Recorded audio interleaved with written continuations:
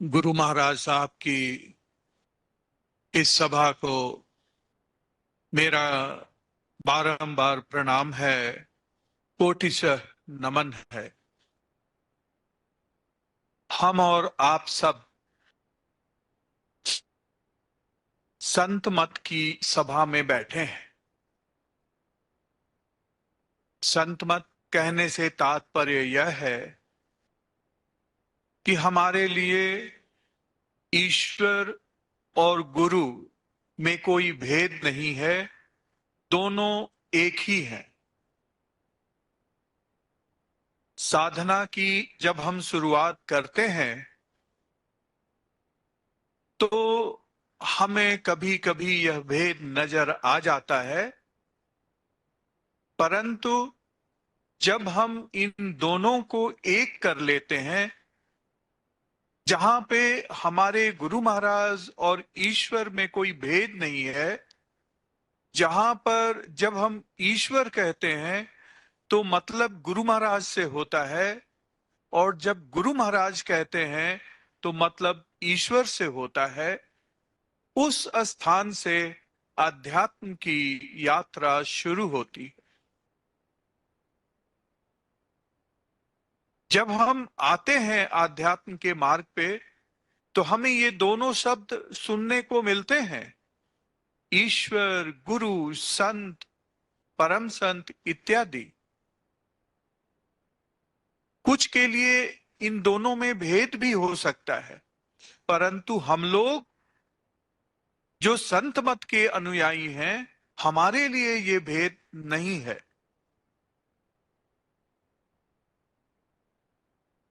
अनेक संतों ने यह बताया है कि जिसने भी उस ईश्वर का दर्शन किया है, वो अपने गुरु के हृदय में ही उनको देखा है, कोई दूसरा स्थान नहीं है। एक प्रसंग आता है जहां पे नारद जी भगवान विष्णु से स्वयं पूछते हैं कि आपके रहने का स्थान क्या है। भगवान कहते हैं कि नाहम बसामी बैकुंठे योगी नाम हृदय न च मद भक्ता यत्र गायन्ते तत्र तिष्ठामि नारद। न तो मैं उन हठ योगियों के हृदय में रहता हूं, ना ही मैं जो एक ऐसी परिकल्पना है किसी बैकुंठ की उसमें रहता हूं। मैं तो अपने भक्तों के हृदय में निवास करता हूं। ये संत मत है। तो हम लोग में से भी शुरू किसी किसी को यह भेद शायद नजर आता होगा, लेकिन प्रथम कर्तव्य यही है। ऐसा ही गुरु महाराज साहब ने बताया है कि शुरू में त्रिभुज के तीन बिंदु के जैसे एक बिंदु पे गुरु होते हैं, एक पे ईश्वर होते हैं और एक पे हम स्वयं होते हैं। परंतु साधक का प्रथम कर्तव्य यह है कि वह गुरु और ईश्वर को एक कर ले, और तब वहां से उपासना की साधना शुरू होती है। जब तक दोनों अलग हैं, उपासना की साधना नहीं हो पाती। दूसरी बात है कि यहां पे अक्सर हमें दो अवधारणाएं सुनने को अथवा देखने को मिल जाती हैं। दोनों के अपने अपने अनुभव होंगे, दोनों के अपने अपने परिप्रेक्ष्य और दृष्टिकोण होगा।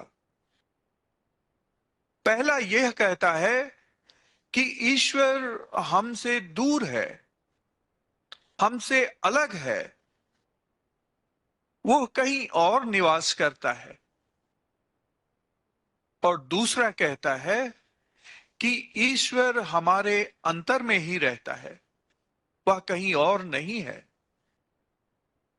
इसीलिए गुरु महाराज साहब ने कहा कि उसको खोजने के लिए कहीं और जाने की आवश्यकता नहीं है, क्योंकि वह तो हमारे अंतर में है।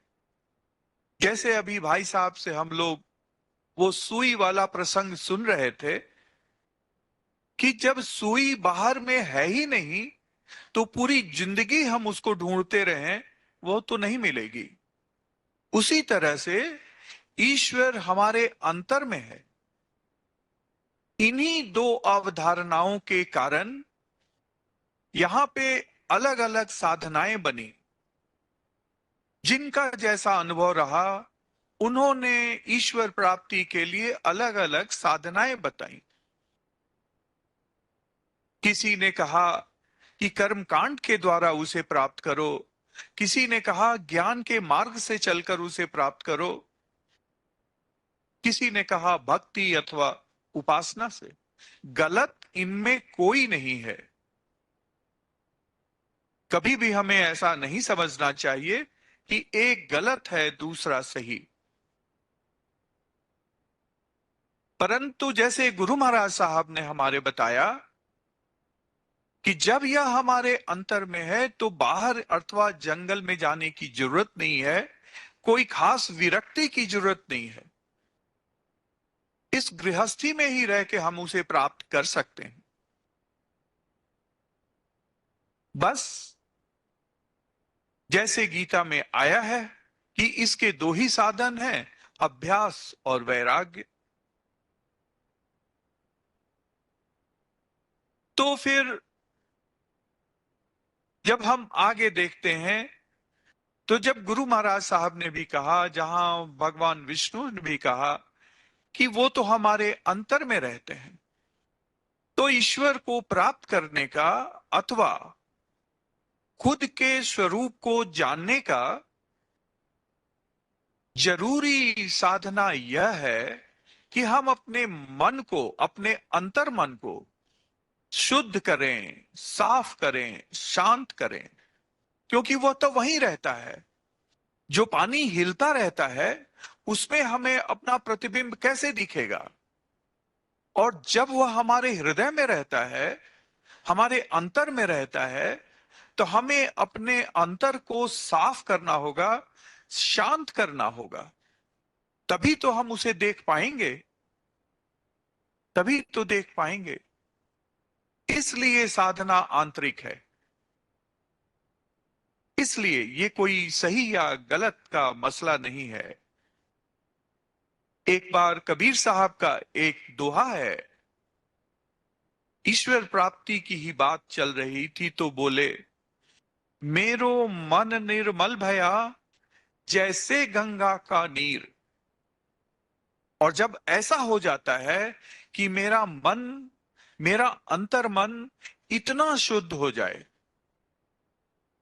जैसे गंगा जल है, तो फिर अवस्था है कि पाछे पाछे हरि फिरें, कहत कबीर कबीर, कि फिर हमको ईश्वर को ढूंढना नहीं है, ईश्वर हमें ढूंढेंगे। अगर हम उस स्थिति में पहुंच जाते हैं तो हमारे सरीखे लोग को तो गुरु भी तलाशता है, उस सरीखे लोग को तो ईश्वर भी तरासता है। क्योंकि इस संसार में उससे अपना काम करवाना है। तो हमें जहां तक साधना है वो इसीलिए है, जो भी साधना हम करते हैं यहां पर आकर भी, सत्संग में भी आकर, चाहे वो सत्संग हो, चाहे ध्यान हो, चाहे सेवा हो, चाहे स्वाध्याय हो, हम इसीलिए करते हैं कि हमारा अंतर मन शुद्ध हो जाए, पवित्र हो जाए, शांत हो जाए। जो दूसरी बात यह है कि वेदों का एक मंत्र है कि तम यथा उपास्ते तदैव भवति, अर्थात तुम जिसकी उपासना करती हो तुम वैसे ही बन जाते हो। ये मॉडर्न लाइफ में भी ऐसा स्टेटमेंट है कि जैसा हम सोचते हैं वैसा ही बन जाते हैं। हमारे विचार हमारे कैरेक्टर को निर्धारित करता है। उपासना से ऐसे ही होता है कि हम जिसकी उपासना करते हैं वैसे ही बन जाते हैं। क्यों? कि हम अपने गुरु के बारे में चिंतन करते करते, उनका ख्याल करते करते, उनके आदर्शों के बारे में सोचते सोचते हम भी वैसे ही बन जाते हैं। हमारा भी कर्म और व्यवहार वैसा ही हो जाता है। ये प्रोसेस बहुत स्लो है। ये नहीं है कि आज हम उपासना शुरू किए, आज हम सत्संग शुरू किए और आज ही हम कोई बहुत बड़े संत हो गए। यह स्थान हम लोग संत बनने के लिए आते भी नहीं है। यह स्थान सिर्फ और सिर्फ आत्म कल्याण का है, कि हमारा कल्याण हो जाए। इसीलिए गुरु महाराज साहब ने इसको भृंगी साधना भी बताया है। बहुत से लोग जानते होंगे, लेकिन शायद जो थोड़े से नए लोग हों उनके लिए मैं बता रहा हूं कि भृंगी एक प्रकार का कीड़ा होता है जो रेंगने वाले कीड़ों को खाकर अपना पेट भरता है, लेकिन कुछ कीड़ों को पकड़कर वह एक मिट्टी के खोखले घर में बंद कर देता है। हम सब देखे होंगे कि पेड़ों के ऊपर, कभी दीवारों के ऊपर ऐसा छोटा सा मिट्टी का घर होता है और उसमें वो एक सुराख छोड़ देता है। बार बार आकर वह उन अंदर वालों कीड़ों को अपना चेहरा दिखाता है। अंदर वाले कीड़े उससे बहुत डरते हैं, भय खाते हैं, क्योंकि उनको पकड़कर वह अंदर बंद कर दिया है और हमेशा उसके बारे में सोचते रहते हैं कि यह फिर आएगा और हमको खा लेगा। इतना उसके बारे में सोचते हैं, इतना सोचते हैं कि वह वो कीड़े उसके ही स्वभाव के बन जाते हैं, उसके ही स्वरूप के बन जाते हैं और एक दिन उनमें भी पंख निकल जाता है और वो वहां से निकलकर बाहर भाग लेते हैं और स्वयं भी भृंगी बन जाते हैं। यही भृंगी साधना है, यही गुरु महाराज साहब की साधना है कि हम ध्यान करते हैं, ध्यान से हमारा मन शांत होता है, पवित्र होता है। जब हम चिंतन करते हैं, ये भी शास्त्रों संगत है, जिसमें कहा गया है कि ईश्वर प्राप्ति की साधना के बारे में योग दर्शन में आया है कि वीतराग विषयम व चित्तम, अर्थात किसी वीतराग पुरुष के पास जाओ, उनके चरणों में बैठकर उनकी साधना करो, उनके चिंतन करो। इसीलिए गुरु महाराज साहब भी कहते हैं कि गुरु को करने के पहले हम खूब ठोक बजा लें। वो हमारे स्वभाव के हैं कि नहीं, उनकी बातें हमको अच्छी लगती हैं कि नहीं, उनके पास बैठने से मात्र से, बिना कुछ किए हमें शांति मिलती है कि नहीं, वो हमारे गुरु हो सकते हैं, वो हमारे गुरु। और जब गुरु मिल जाए तो फिर उनका जो चैतन्यता का प्रकाश है उसे हम अपने अंदर भरते हैं। गुरु महाराज की साधना किसी नाम और रूप की साधना नहीं है। उन्होंने स्वयं स्वयं कहा है कि ईश्वर एक शक्ति है, वह नाम और रूप से परे है।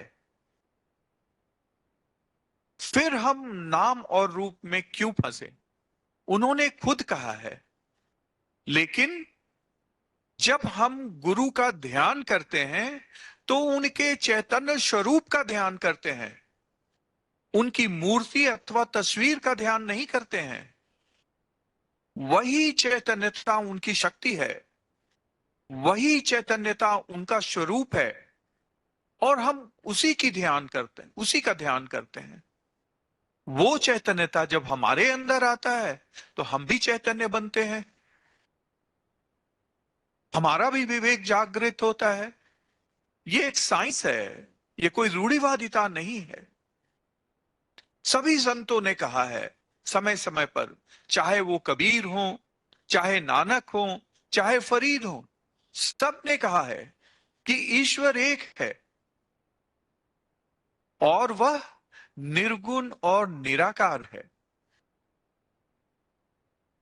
परंतु निर्गुण और निराकार से हम दैनिक बेसिस पे इंटरैक्ट नहीं कर सकते हैं, अपनी बातें उनको नहीं बता सकते, उनकी बातें सुनकर समझ नहीं पाते। खग जाने खग ही की भाषा। इसलिए ईश्वर नर शरीर में आते हैं ताकि हम जैसों का आत्म कल्याण हो सके, उद्धार हो सके, इसलिए आते हैं। तो ईश्वर निर्गुण और निराकार है, परंतु वह निर्गुण ब्रह्म जब साकार स्वरूप में आता है तो वो गुरु हैं, वो गुरु हैं।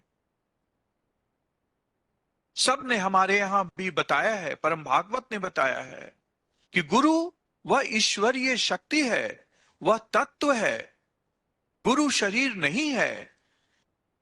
जो गुरु को शरीर जानते हैं उसको तो लोगों ने अंधा बता दिया, कि जो गुरु को मनुष्य समझते हैं वो अंधे हैं, वो नर, ऐसा बताया।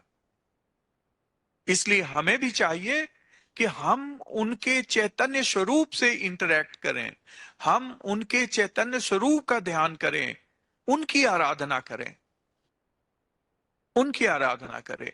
ये भृंगी साधन है, ये चिंतन है, ये ध्यान है, ये गुरु महाराज साहब का असली सत्संग है। हम सब बड़े भाग्यशाली हैं कि ऐसे दरबार में जहां कुआं प्यासा के पास आता है हमें आने का मौका मिलता है। ये जो कोल्हापुर की नगरी है, महालक्ष्मी का मतलब समृद्धि की नगरी है और कृषि प्रधान है। तो खेती या कृषि और अध्यात्म भी एक नजरिए से देखा जा सकता है। कृषि में भी हम पहले मिट्टी को मुलायम करते हैं, फिर उसमें बीज डालते हैं, फिर उसको जानवरों से पक्षियों से बचाते हैं, तब वह पौधा बनता है, फसल बनता है, और फिर हम उस फसल को काटते हैं। उसी तरह से यहां पे भी हम आते हैं तो पहले अपने हृदय के मिट्टी को मुलायम बनाते हैं। पत्थर समान हृदय में साधना नहीं होती, मुलायम बनाते हैं। फिर उसमें गुरु महाराज साहब का जो प्रकाश है वो डालते हैं। फिर धीरे धीरे हमारा स्वभाव बदलता है, हमारे कर्म बदलते हैं। हमको भी इन कृषक लोगों की तरफ बहुत ही ग्रेटिट्यूड के भावना से देखना चाहिए, क्योंकि बाकी चीजों का को बनाया जा सकता है लेकिन अन्न पैदा नहीं किया जा सकता है। अन्न कोई मशीन में पैदा नहीं हो सकता है। आजकल ऑर्गेनिक उर्वरक का जमाना है, मतलब सब चीज सहज रूप से, सब चीज प्राकृतिक रूप से, सब चीज स्वाभाविक रूप से। हमें भी चाहिए कि जो हम साधना भी करते हैं खूब प्राकृतिक, खूब स्वाभाविक, कोई इसको कड़ी साधना करने की जरूरत नहीं है। बहुत सहज, ईश्वर सहज है, सरल है, सत्य है। उसी तरह से जब हम करेंगे तो निश्चित ही गुरु महाराज साहब हम पे दया करेंगे, क्योंकि वो तो करुणा स्वरूप है, वो तो करुणा की मूर्ति हैं, वो तो हाथ फैलाकर बैठे हैं दया करने के लिए। बस हमारा काम है कि अपने हृदय की मिट्टी को मुलायम करें, जो विचारों से भरा है तरह तरह का, उससे अपने मन को खाली करें और हृदय खोलकर गुरु महाराज साहब के सामने बैठें। निश्चित ही हमारा कल्याण होगा, ऐसा मेरा विश्वास है। गुरु महाराज साहब हम पर आप पर दया करें।